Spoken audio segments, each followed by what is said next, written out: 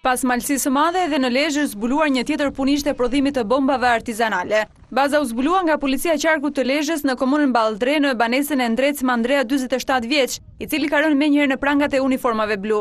A një report sjell pamjet e banesës së 47 vjeçarit i cili ushtronte këtë aktivitet prej 2 muajsh, duke u ashqitur bombat artizanale klientëve të tij me një vlerë prej 1000 lekësh të reja, por pa ditur asnjëherë qëllimin e përdorimit të tyre. Banesa ndodhe 100 metra larg rrugës nacionale që lidh Ballëdrenin me Torovicën e Lezhë në një zonë të pyllëzuar, ndërsa aktiviteti ushtrohej në garazhin e banesës së familjes Mandrea. Gjatë operacionit u sekuestruan edhe 5 kg nitrat amonie përzierë me karburant, si dhe 12 kapsol detonator, si dhe fitil zjarr përcjellës. Pas arrestimit të Mandreas ka reaguar edhe bashkëshortja e tij. Ajo thotë se 47 vjeçari përdorte këto lëndë për të nxjerrë gur që të siguronte jetën e familjes dhe nuk bëhet fjalë për asnjë aktivitet kriminal. Jo, pasha zotin, absolutisht nuk qëndrojnë akuzat. Fjalët e policisë pyesin tonë opinionin publik të Ballëdre, se me çfarë merret burri jam, sa vetëm me maj fëmin me bukën e gojës.